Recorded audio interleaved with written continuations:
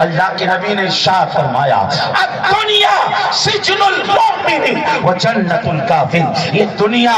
مومن کے لیے قید خانہ ہے، قید خانہ ہے۔ جس طریقے سے آدمی جو ہے قید خانے کے اندر زندگی گزارتا ہے تو اس کی زندگی کیسی ہوتی ہے آپ اندازے سے جانتا، آپ اچھے طریقے سے جانتے ہیں۔ نہ تو وہ اپنی مرضی سے کچھ کھا سکتا ہے، نہ وہ اپنی مرضی سے کچھ اور پہن سکتا ہے، نہ وہ اپنی مرضی سے گھوم سکتا ہے۔ اسی طریقے سے ایک مسلمان کی زندگی بھی اسی طریقے سے، نہ وہ اپنی مرضی سے کھا سکتا ہے، نہ وہ اپنی مرضی سے پہن سکتا ہے، نہ وہ اپنی مرضی سے سمجھ لیجیے کوئی اور کام کر سکتا ہے۔ وہ تمام کام جن کا اللہ نے حکم دیا ہے اگر وہ ان کو کرے گا تو سمجھ لیجیے اس کی زندگی صحیح طریقے سے جا رہی ہے، صحیح طریقے سے جا رہی ہے، اور اسی کے ساتھ ساتھ دنیا کے اندر اس کی زندگی قید خانے کی طرح ہے، اور جب وہ اس دنیا سے جاتا ہے تو سمجھ لیجیے وہ قید سے آزاد ہو جاتا ہے۔ کہا جاتا ہے نا، کون کہتا ہے کہ مومن مر گیا، کون کہتا ہے کہ مومن مر گیا،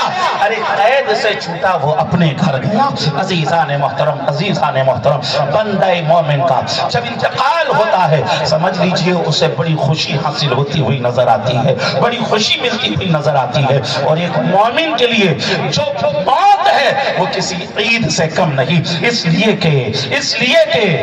موت کے بعد ہی قبر کے اندر رسول کریم صلی اللہ علیہ وسلم کا نظارہ ہوتا ہے، رسول کریم صلی اللہ علیہ وسلم کا دیدار ہوتا ہے۔ شیخ عبدالحق محدث دہلوی فرماتے ہیں کہ جب سے پتا چلا کہ قبر میں حضور کا دیدار ہوتا ہے سمجھ لیجئے مجھے موت سے محبت ہو گئی، مجھے موت سے پیار ہو گیا، مجھے موت سے عشق ہو گیا، اور کبھی کبھی تو لگتا پتہ نہیں موت کہاں جا کے مر گئی ہے، یہ موت کیوں نہیں آ رہی، کیونکہ اس موت پر ڈیپینڈ ہے حضور کا دیدار، حضور کی زیارت ڈیپینڈ ہے۔ آپ فرماتے ہیں کبھی کبھی تو ایسا لگتا ہے کہ کسی پھوٹی قبر میں جا کر لیٹ جاؤں تاکہ حضور کا دیدار ہو۔ آپ دیکھیے تو صحیح، آپ نے آج کپڑے بھی پہنے ہوئے، نئے کپڑے بھی پہنے ہوئے ہیں، آج آپ نے غسل بھی کیا ہوا ہے، آج آپ نے سمجھ لیجئے خوشبو بھی لگائی ہوئی ہے۔ اسی طریقے سے جب بندہ اس دنیا سے جاتا ہے اسے غسل بھی دیا جاتا ہے،